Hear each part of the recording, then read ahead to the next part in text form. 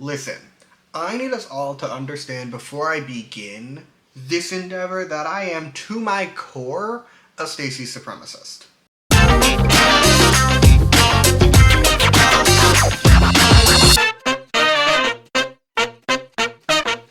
Anyway, hi. Hello. I did lie to you all, actually.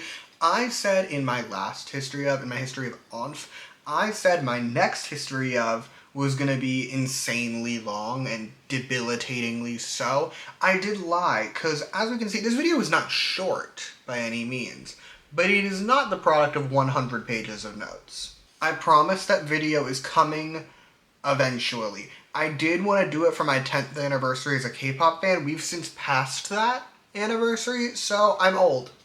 I'm tired. It's fine, we're talking about STAYC. But before we begin, as always, I must give credit where credit is due, which brings us to this, my lovely shout-out slide. First, Miss Smoky Glow. No clue what she's up to, I hope she's thriving. That's not the point. The point is she used to make these evolution of videos that I adored. She'd like dive into YouTubers and makeup companies. It's not an original concept. I know that, but it is the original inspiration for me in making these histories. So I'll put her evolution of playlist and her channel in the description. Next, the bestie. God bless the bestie, mainly for tolerating me, both in regards to these videos and in general. I'm tracking her to musical theater again tonight.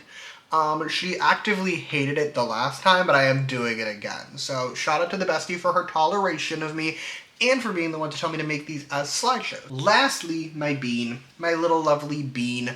I will not deny, I have not spoken to Bean in like 3 weeks, but I do love her. She is my favorite person, and she is the reason I can make long videos at all. So like, as I sit here and slowly go insane, say thank you to Bean. Last thing is disclaimers. I'm trusting you all to be normal, but just in case, I am gonna cover my bases. First disclaimer, I will not be covering every activity.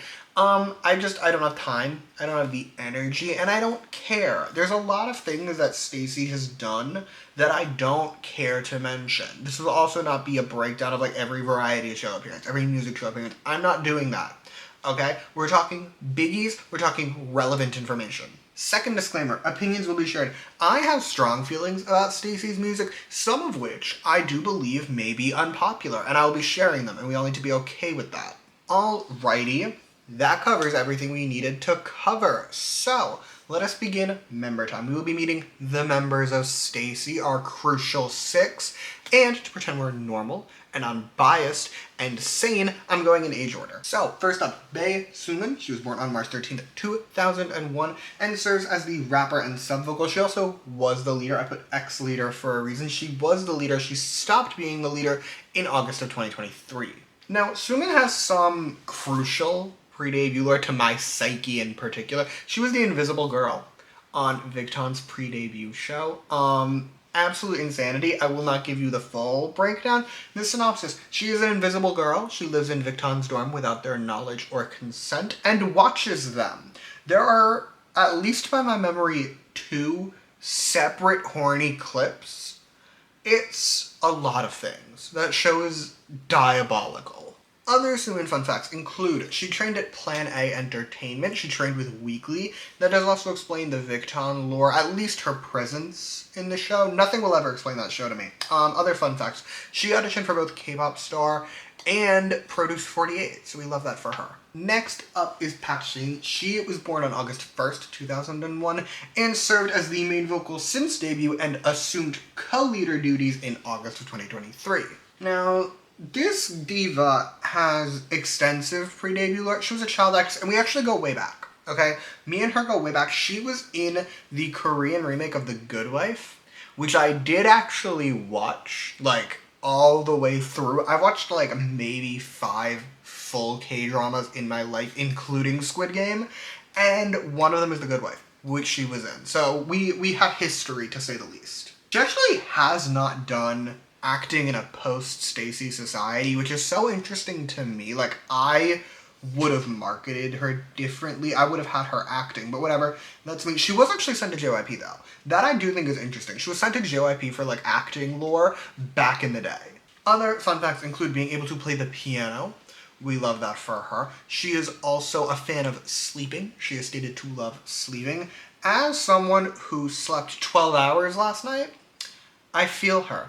I feel her on a deep level. Also, her English name is Rachel. I don't know if this is just a me thing. I don't think she has Rachel energies.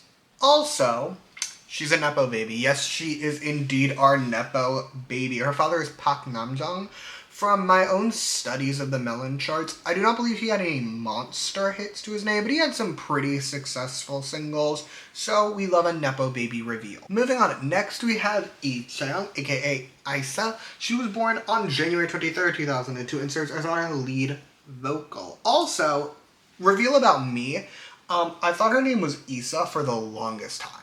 It actually wasn't that long. It was a couple months. Either way, let's talk fun facts. She doesn't have any pre-debut lore to discuss, so we're talking fun facts. First, she was the first STAYC member to join their label. We love that for her. She is also our unofficial team therapist. I think we need more groups to be like, yes, this person who is not the leader is our team therapist.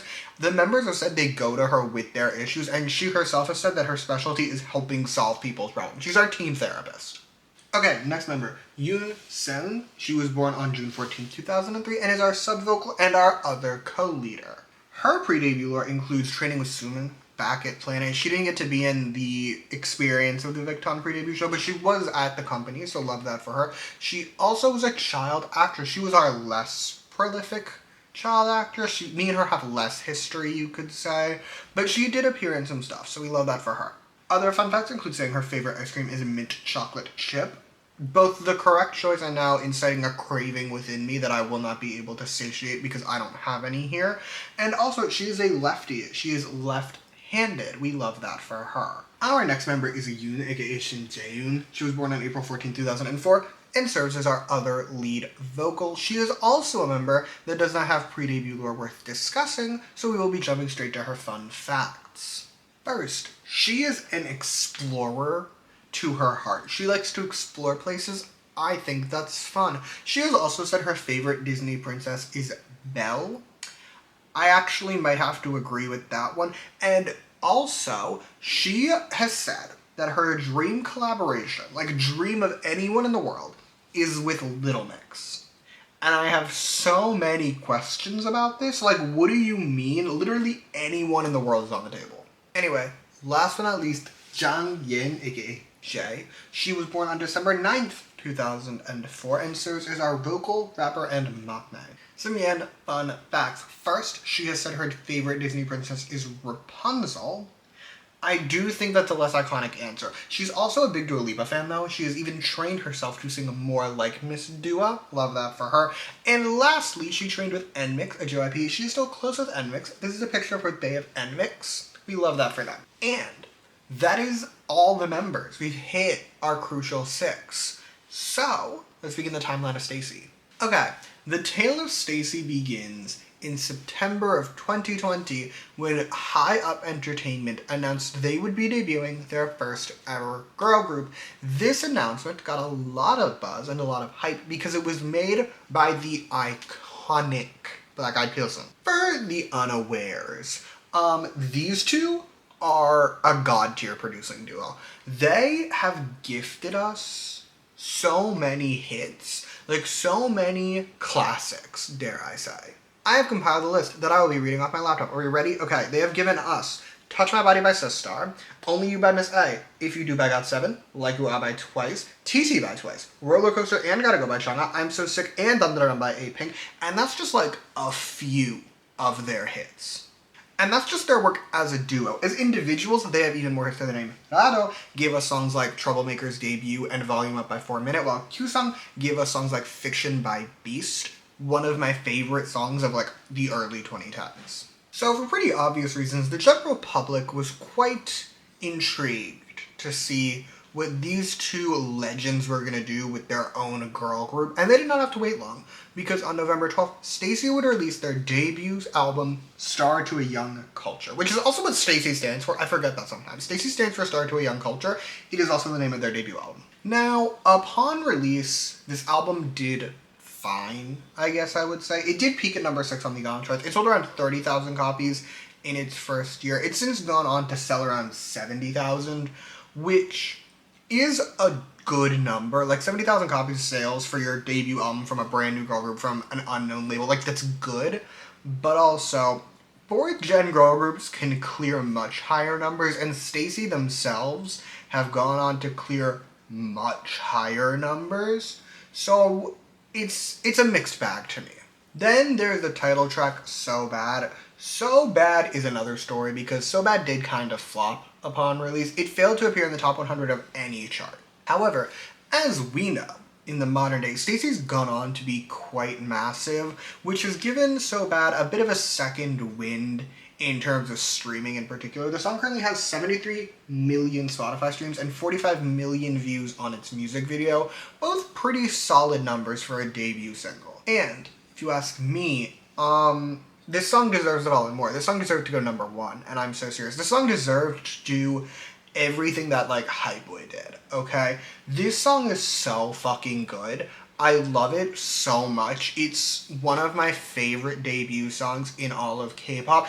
Black Eyed Pilsen really said we have one chance. We have our one shot to give us a girl group, and they decided to produce, dare I say, the greatest girl group debut single we got in all of fourth generation of K-pop. And that brings us to the B-sides, or really the B-side on this album. I know, if you've seen my other, like, recent history of, I guess I'd say, you'll know I do my Golden B-side, which is my favorite B-side on any album. I did not do it for this video because most STAYC albums have like 3 other songs max, and it's just a lot less fun than being like, on an album of like 8 songs, this one's my favorite. Like, it's just, it wasn't as fun for me. I decided not to do it. But anyway, this album came with the B-side like this. It's fine. It's a fine song. It actually is pretty good. It's just a little messy. The verses to me give like real girl crush vibes, while the chorus is very bubblegum. It's a messy combination. It wouldn't have been my first choice. Anyway, STAYC would just spend the rest of 2020 doing promotions for So Bad, doing normal year-end stuff, things I don't discuss because I don't care. So, we're gonna have a little aside, if you will, a little retrospective, you may want to call it. Oh, hello there. Welcome to the retrospective corner. This is indeed my normal corner. That's not the point. The point is, whenever I make these videos, I just like to wrap up each and every year with a cute little retrospective. And the core theme for STAYC at this point in their careers is frankly just potential more than anything else. In spite of having no hits to their name, people were still very hype to see what STAYC was going to do. People still paid a lot of attention to STAYC, mainly because they were produced by one of the top names in K-pop at the time. It also didn't hurt that 2020 was a light year for girl group debuts. We didn't get none, obviously, but the only other big name that we really got was aespa. And actually, fun fact, because aespa did not have a physical album at this point in their careers, STAYC was actually the best-selling debuted girl group in 2020. I feel like I phrased that weird. We have to learn to live. Anyway, 2021 is a year where everything changes for STAYC, so let's go deal with that. Alrighty, welcome to 2021, the first full year of STAYC, and we are actually going to skip ahead for a bit. So, April 8th, STAYC released their second single album, Stadium. And what we all collectively really remember this comeback for is its title track, ASAP. But let's quickly get album sales out of the way. Stadium did sell extremely well by STAYC standards. It sold 50,000 copies in just the first month, with current sales sitting at more than 100,000. But enough about that. Let's talk about ASAP. This song pretty immediately went insanely viral. The music video picked up 20 million views in under 2 weeks, which, for a frame of reference, that is more views than the So Bad music video got in all of 2020. The music video has gone on to get more than 70 million views, which is impressive. But even more impressively, the audio track has more than 100 million. Plus, over on Spotify, it is the group's most streamed single to this day, with 135 million Spotify streams. But not only was ASAP a beast on streaming, it was a pretty massive charter as well. It would take a while to get there, but eventually the song would peak at number 9 on the Gaon charts and number 8 on the Melon charts. Not only their first top 10 on either chart, but their first charting appearance on either chart. But not only that, this song charted forever. It spent 10 months charting. By the end of 2021 on the year-end charts, it had beaten out much more established artists like Permission to Dance by BTS and Naka by Akmu. In short, ASAP was massive. Imagine I tell you your first ever comeback for a brand new girl group from a pretty unknown label, and you put out something like ASAP. That's insane. It immediately established them as a major player in 4th gen girl groups. Like, they were pretty up there already, with really their only competition being ITZY. However, since we've been here for so long talking about this song's success, let's talk about the song itself for 5 seconds. Okay, it's good. I like it. I do prefer So Bad. Actually, controversial stance, I think that even to this day, So Bad is their best title. But ASAP is good. It's fun. It's cute. I can see why it went so viral and why it did so well. But ASAP is not our only song. We got B-sides. We got a whole 2 B-sides. Don't look at this one. This one doesn't exist. It's the remix of So Bad, which is not an original song, so like it kind of doesn't count, and also it's not good. And I like to pretend it doesn't exist. As for the real B-sides, So What is fun. I will concede the music can get a bit grating, but I do enjoy it. However, Love Fool, I actually really like that song. It's really toned down, but it's really good, and I adore the chorus. Now, STAYC actually took their sweet time in promoting ASAP. Like, they were promoting for all of April. They took their time. They knew what they were doing, I will say. I think it worked.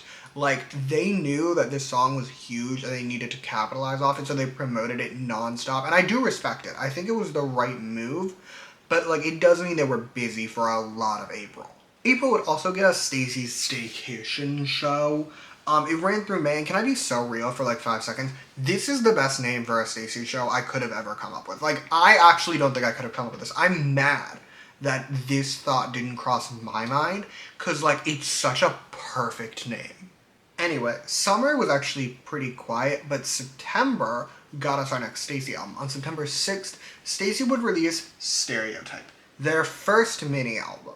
Actually, can we pause for like 4 seconds and talk about that? This is a mini album, okay? It has 4 songs on it. Now, in spite of my hatred of the So Bad remix, it does technically exist. And their Stadium single also has 4 songs on it. Like, I get that we can technically just, like, call things whatever we want to a certain extent. Like, 4 songs is kind of like that gray area where you could call it a mini, you could call it a single.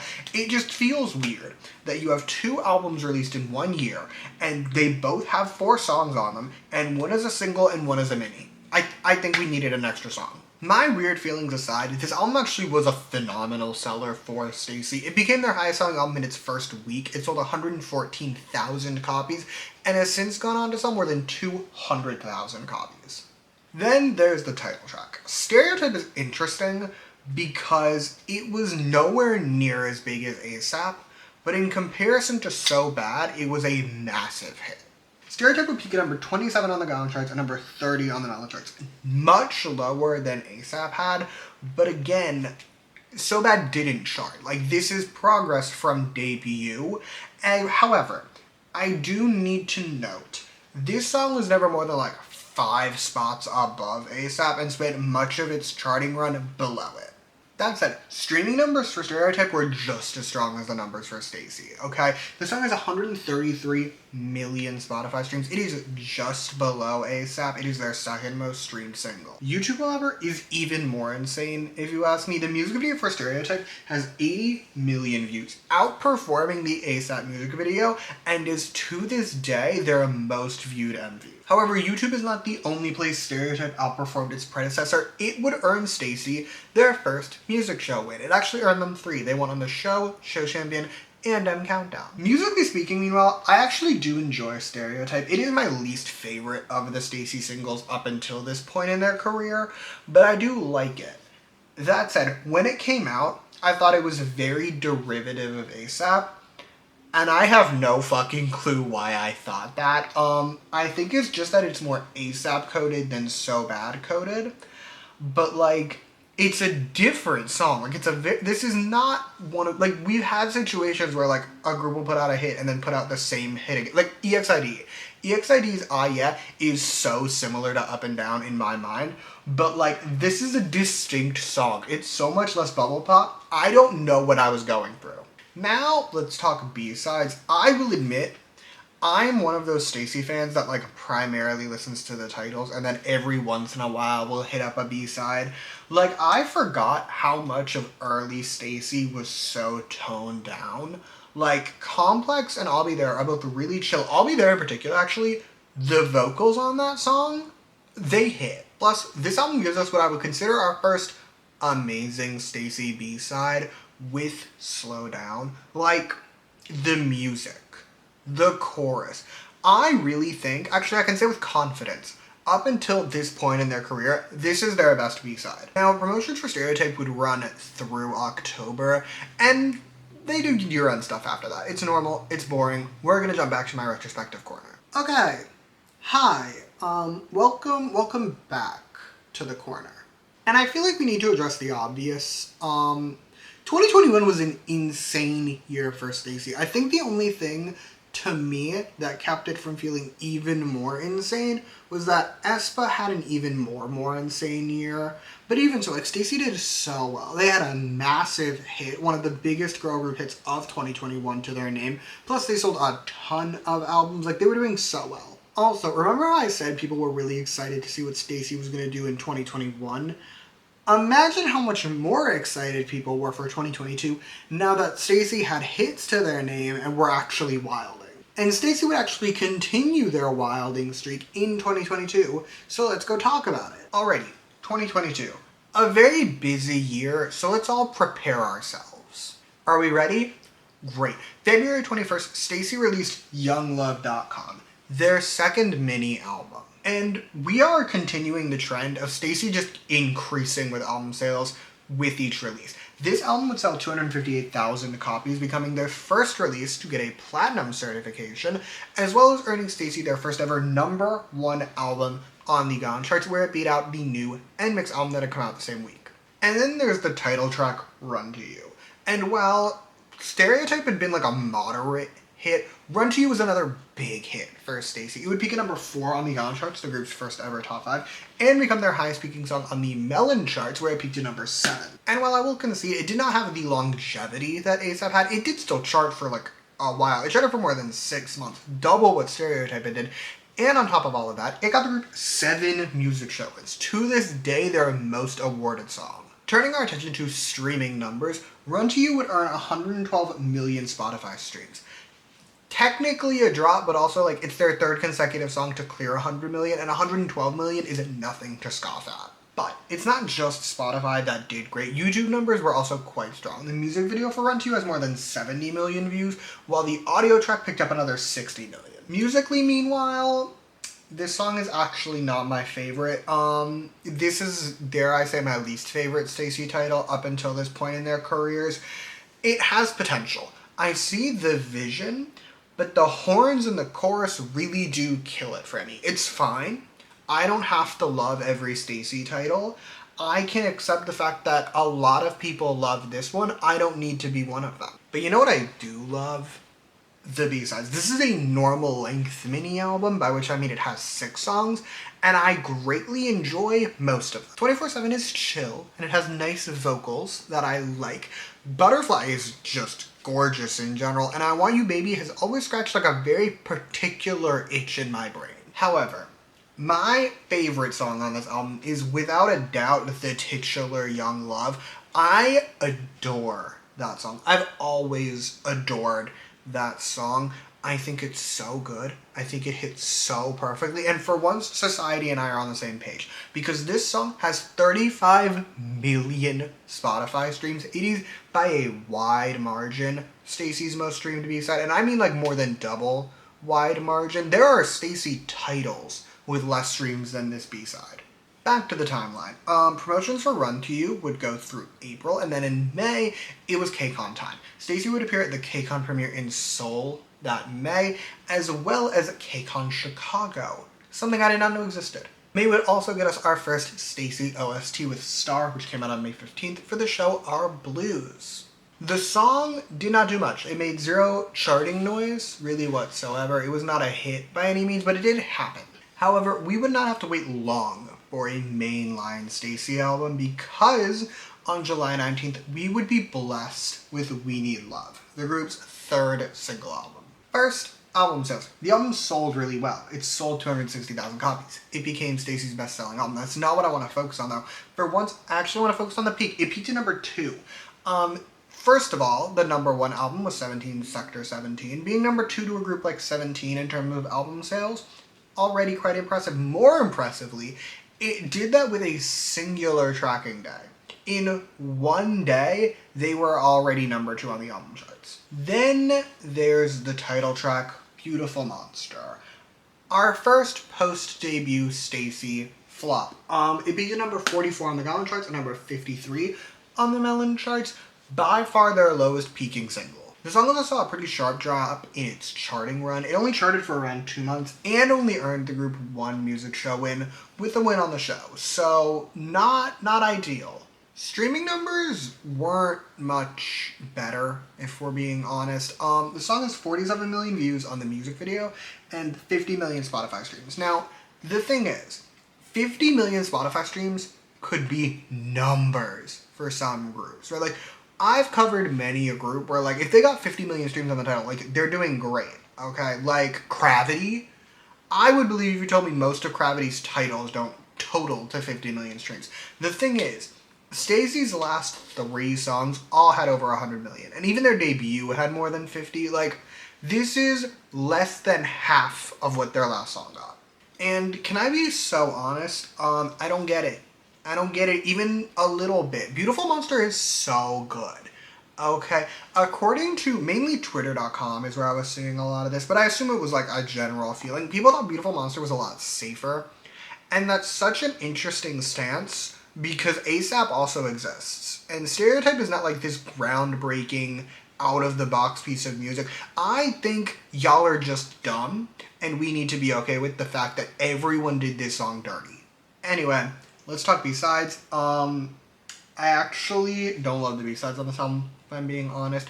I just think they're fine. Like, this is where I would believe you if you're like, oh, it was safe. And it was the, like, normal sound. Like, I get it with the B-sides. I disagree with it with the title. But for the B-sides, like, they don't do it for me. They're not bad. Like, STAYC has worse B-sides. They're just not on par with the last album in particular. I think part of it is that their last album was so good, and, like, by comparison, this one is fine. Okay, back to the timeline. August. August saw STAYC embarking on the KCON USA tour. We did briefly touch on this tour with Gravity, but to reiterate, it was insane. It was literally like a different KCON every day for the groups that were in it. Diabolical. I don't know why anyone would agree to this. Following the actual KCON tour, STAYC would appear at some other KCONs, like the normal ones, the standard ones, but we're actually going to fast forward just a smidge. Okay, August. August was supposed to get us our first fan meet. You may have noticed a little asterisk. They got COVID, and they had to postpone. But it's fine, because on October 9th, we would get Stay Cool Party, STAYC's first official fan meet. And for what it's worth, this thing sold out in no time, meaning in spite of the relative floppishness of their last single, people did still adore these girls. Then, on November 23rd, STAYC released Poppy, their Japanese debut single album with its original single, Poppy. And Poppy sold fine. It sold like 10,000 copies. They didn't have anything for me to compare it to. Like, it seems like it sold about what one would expect a group of STAYC's popularity to sell. However, the single itself was actually like a bit of a hit. The song has 10 million views on YouTube and more than 23 million on Spotify. And the thing is, I know that doesn't sound like a lot. However, that does ironically probably make Poppy the most successful Japanese release I've covered in my history of, at least from like a digital standpoint. That said, it doesn't hurt that Poppy is delightful in many a way. It's like so bubblegum. They took everything bubblegum they knew how to do and dialed it up to like a 12. And it's everything. It's so fun. It's so catchy. It's so cute. I think about it constantly. December, meanwhile, got us the Hello STAYC tour. It was a fan meet tour. They performed in Manila and Taipei. And with that, we finished 2022. So let us jump back to the retrospective corner. Okay, 2022. A weird year, if I do say so myself. We started off so strong though. Like, we had a big hit, a #1 album, a weirdly popular B-side. Like, we were doing so great. Then Beautiful Monster came out.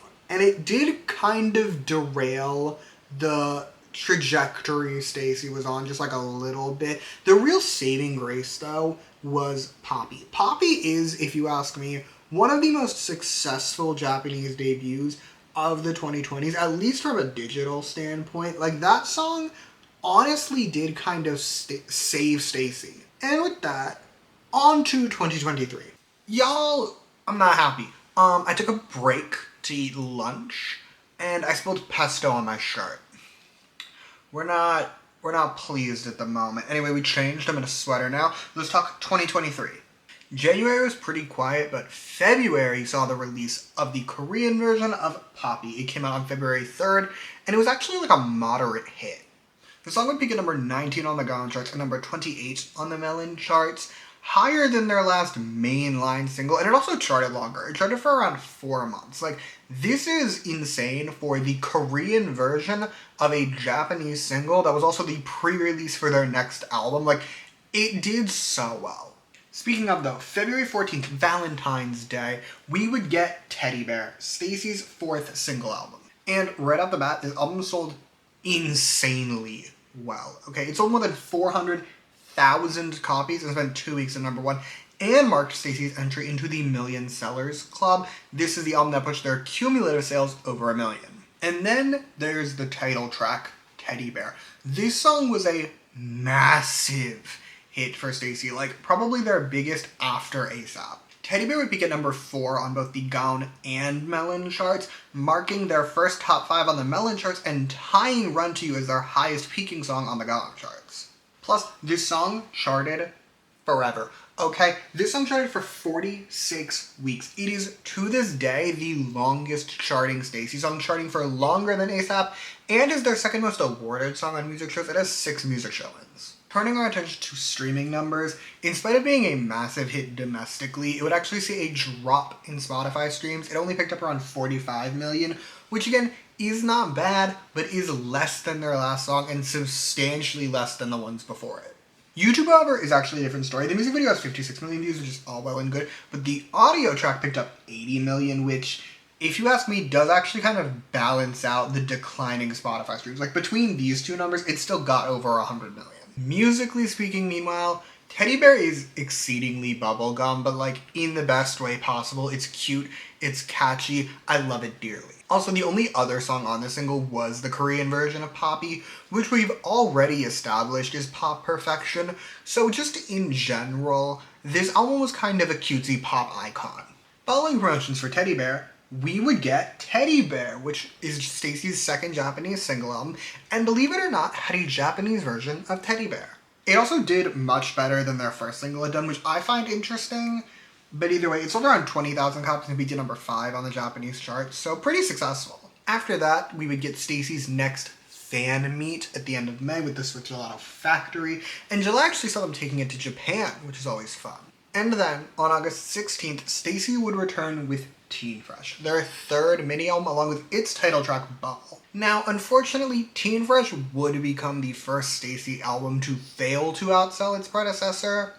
With that said, it sold 380,000 copies, it is their second highest selling album, and peaked at #3 on the Gaon charts. As for Bubble, it actually did do well, just less well than Teddy Bear. It peaked at #11 on the Gaon charts and #12 on the Melon charts, so that's not a bad number. It is outside the top 10 though, which is less than ideal, but again, like, STAYC seems to flip-flop and have like hit then flop, so this for their flop single is still pretty great. Plus, it had really good longevity. The song charted for more than 30 weeks and is to this day the 3rd longest charting STAYC single. Unfortunately, music shows would still take a hit.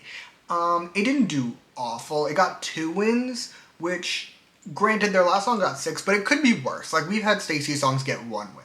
Streaming, however, is the area where I would argue Bubble took its biggest hit. The song has 30 million Spotify streams, which, again, I've covered groups that would kill for that number, but it is now the least streamed STAYC song, and it's even worse when I remind you that Young Love, off their last mini album, had 35 million streams. A B-side had more streams than this mainline title. Plus, while Teddy Bear didn't get great Spotify streams, it had insane YouTube numbers. The same is not true for Bubble. 45 million views on the music video, so pretty standard, a bit less but not crazy. 40 million audio views though, meaning that between YouTube and Spotify, it didn't even clear 100 million. It barely cleared 70. As for the B-sides, they're fine. This album was another miss for me personally, at the very least. The last two songs are just various different versions of Bubble, so ignoring them, the mainline B-sides, they're fine. None of them are bad. I don't think any of these are bad songs. They're pretty much kind of just there. Like, if you had released Bubble as a digital single, I would have probably streamed this entire album almost exactly as much. Whatever, it's fine. Let's move on. September 23rd and 24th, STAYC kicked off their Teen Fresh World Tour with 2 shows in Seoul. October then saw a US leg, which included a show in Seattle that I did indeed go to. It was fun. It was cute. I did stay in the back. My body was not doing well that evening, let's just say the least. I really do shut down at concerts. It's been a running issue for me for like a year now. My body does not handle specifically GA, but really just like general concerts. I hung out in the back. It was fun. I did enjoy myself. I would go again. November then got us our next Japanese single with Lit. It did fine. It peaked weirdly high. It peaked at number 3 on the charts, but also sold way less. Like, it only sold 10,000 copies, so do with this information what you will. And that's it for 2023, so let us once more return to the retrospective corner. Alright, 2023 was a pretty phenomenal year, if you ask me. First, the hits, we had Teddy Bear, which did amazingly well, plus Bubble, while not as big as Teddy Bear, for like an average girl group, Bubble would have been a huge hit. Like, I'm trying to think of like a good mid-tier girl group. If Fromis at the time had released it, if modern day Oh My Girl had released it and it did that well, we would have been cheering to the heavens.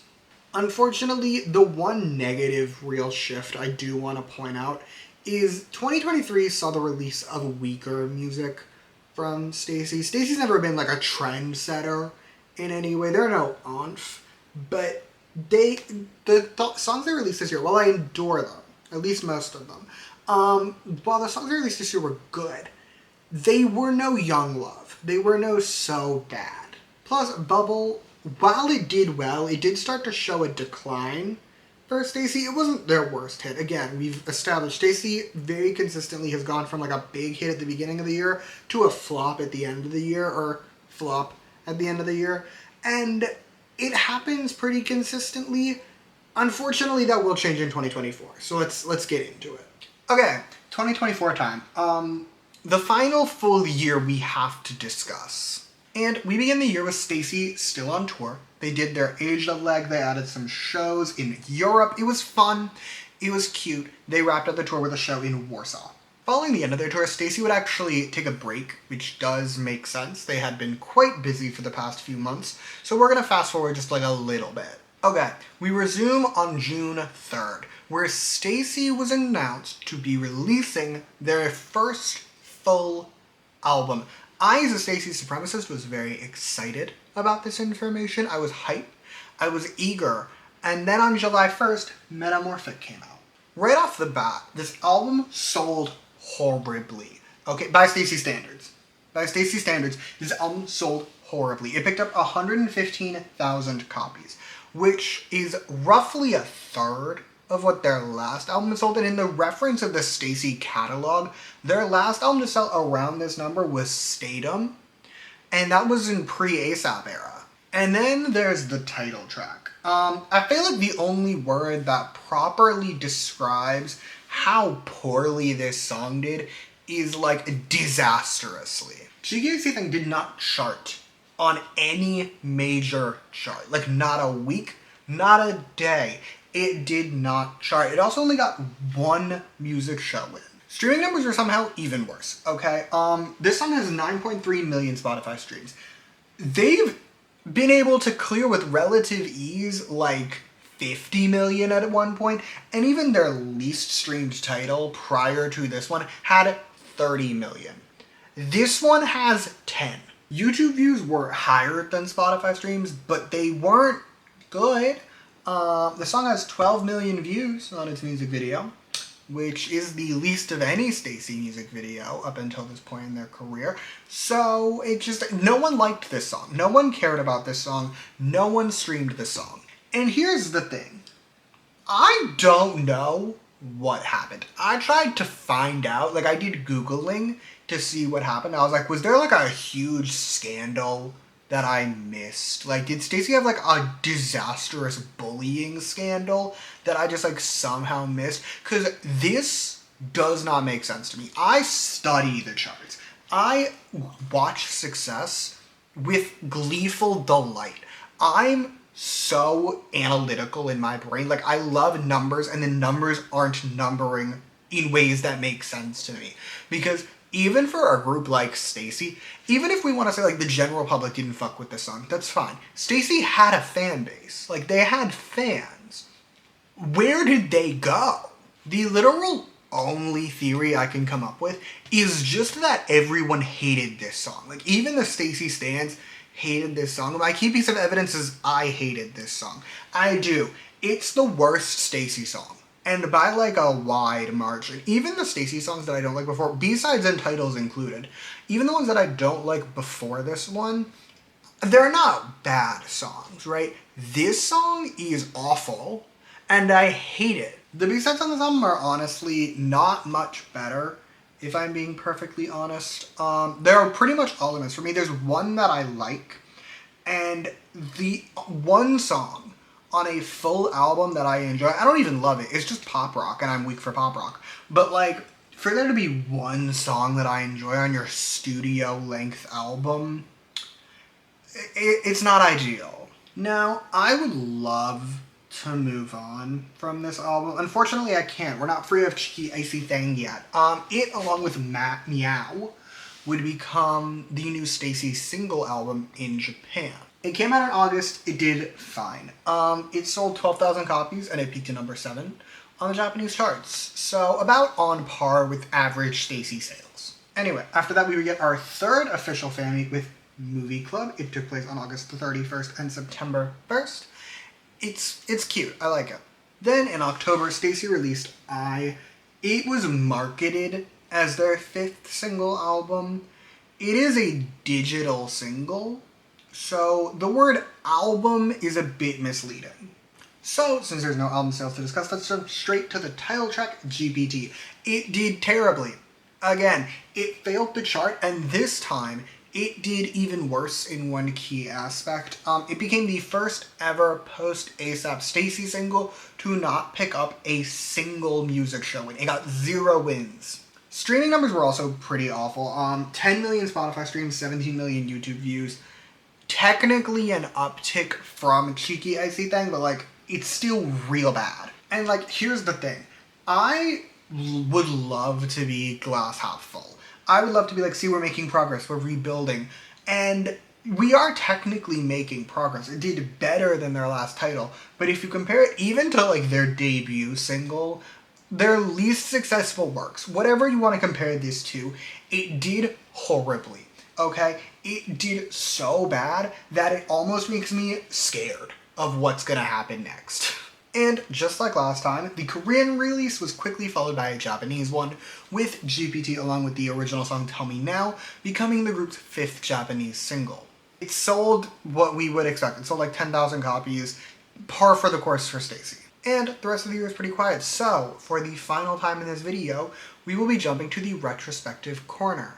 So, 2024 was not the best year for STAYC. We got their 2 worst performing singles by a wide margin at that. Like, again, we've established STAYC releasing a big hit with their first comeback every year is normal. That's the norm. And instead of releasing any form of hit, they released their least successful song ever put out in their careers. Plus, while Poppy had managed to revitalize STAYC to a certain extent when it came out, the same cannot be said for their Japanese releases this year. They didn't do badly, they both did fine, but like, they did fine, if you know what I mean. Once more, I would like to stress, I don't know what happened. If someone can enlighten me, I would greatly appreciate it because I am very confused. It would have made sense to me if we'd gone from like bubble to like charting for a couple weeks, like appearing on the charts. I don't expect massive hits, but I did expect a charting appearance and we didn't even get that. I don't know what happened and it doesn't make sense. But who knows? Maybe 2025 will be their year. I doubt it, but anything is possible, so let's talk about it. Okay, we have officially reached 2025, the current year real-time lore, and there isn't much, but there isn't nothing. First was the announcement of the Stay Tuned tour. It is set to begin this April. It is claimed to be a world tour. We will see what happens. The second and arguably more important piece of lore we got this year is the release of S, the group's latest single album, which hopefully, if I actually got this done in time, came out today. Now, obviously, I'm filming this in advance, okay? I don't know how this album does. I don't know how the single does. I don't know what's gonna happen. I'm scared of what's gonna happen, though.